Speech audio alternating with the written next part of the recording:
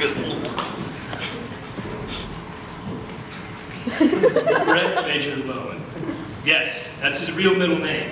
At least that's what he tells us. I'm pretty sure Brett actually earned the title of Major from his several covert missions with the military, and now tries to cover it up by claiming it to be his middle name. Aside from being a suspected Special Forces operative, Brett also has a second career of being one of the most famous basketball refs around. His refereeing career began in middle school, and he quickly rose to stardom from his iconic foul. One thing for sure is, if there's a foul, Brett's gonna spot it. All jokes aside, Brett is one of my closest friends and one of the nicest guys I know. We've had so many great memories together, going to car country and having you run me off the track, or just playing video games for hours, saving the United States from a communist invasion. However, with those great memories, I've also had to endure Brett's bullying. A couple of examples are when he takes the batteries from my calculator and hides them from me right before class starts. Or maybe the times when Brett will be harassing me in some way, usually poking me, when a teacher is not present, and then immediately upon the teacher's arrival, informs him that I, in fact, have been bothering him, which is how it stopped. These moments can be very frustrating, but I know that in a weird way, I'll miss all of Brett's evil tricks next year when we're in college. Brett, I love you, and you always know how to make me laugh. Hopefully you'll spare my life one day after your plans of world domination are successful. Good luck, and I can't wait to hear your speech.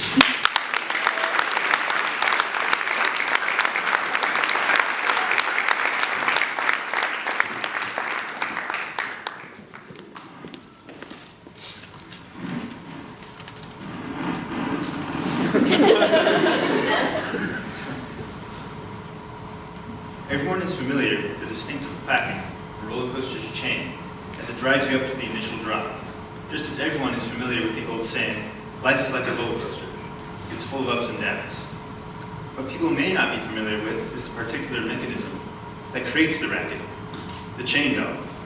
The chain dog is a series of ratchets on the bottom of the train cars that connect to a separate track parallel to the pull chain. These ratchets hold the train in place in case the pull chain fails. The fact that this ominous sound is actually caused by a mechanism designed to protect passengers really makes one consider how things aren't always as intimidating as they seem. Just as I have bent your perspective on this classic sound, I would like to shift your perspective on an admittedly tired saying, life is like a roller coaster. It's full of ups and downs. I would like to present a new outlook concerning life and roller coasters. The summer before junior year, my family and I stopped by Dollywood, a small amusement park in eastern Tennessee, on our way to our annual vacation to Hilton Head Island. In that park was the largest steel roller coaster I have ever had a chance to ride, the Wild Eagle. I will be honest, I was not looking forward to riding on this steel monstrosity, especially when I spotted the top of the 21-story drop from the front of the park.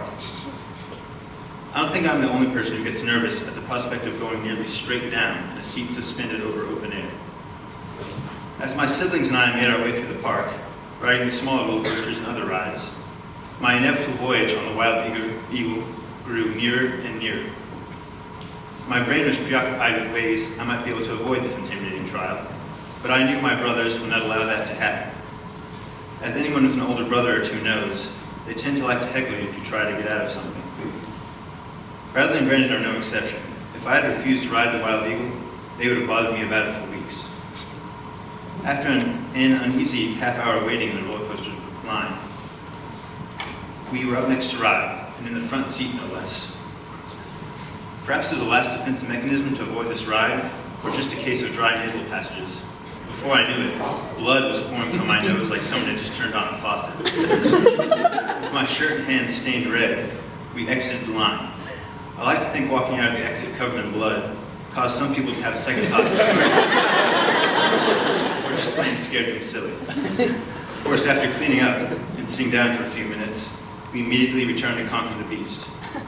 Another half-hour wait did not calm my already frayed nerves, and having to see myself covered in blood in the restroom's mirror as I cleaned myself up did not help.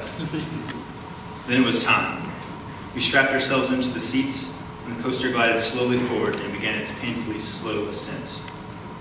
The slow click-clack of the chain pulling the train as we rose higher and higher heralded our impending descent. Finally, we reached the peak of our climb, and with legs dangling over open air, we flew downwards. After the heart-pounding 2.5-minute ride through 3,127 feet of loops, drops, and inversions, my siblings and I took the most sensible action. We got back in line and rode another 5 times. During one of those return rides, I almost blacked out from the G-force. It was awesome. So what is the point of this story? It's just you being nervous about riding a roller coaster. So what? Well, imagine that life is full of roller coasters. There are decisions and actions you will be unsure of taking, times when you will be racked with indecision.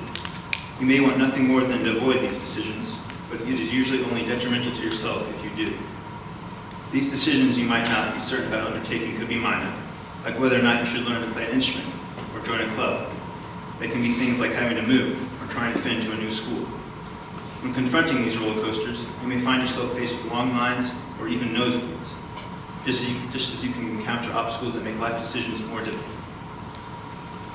One roller coaster I have conquered was learning to drive. Now let me go ahead and say it. I was not a bad driver. I just hated driving. When my 16th birthday rolled around, I was not the least bit excited about getting my driver's license. I only saw the negatives of learning to drive.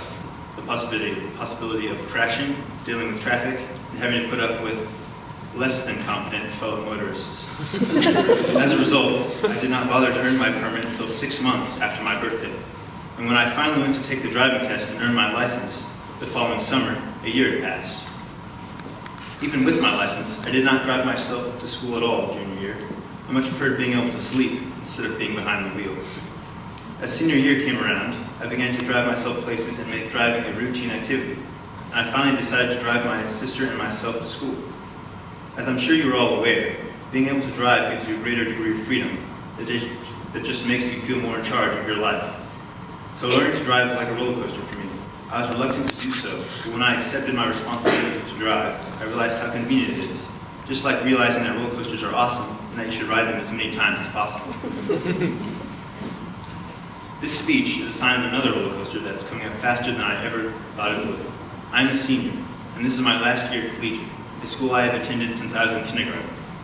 I've experienced many roller coasters at this school, but I've made it through every loop, drop, and corkscrew, thanks to every one of the teachers I've had the pleasure of learning from. My fellow classmates, many of whom I have known since kindergarten, I wish you all the best as we separate to attend our respective colleges.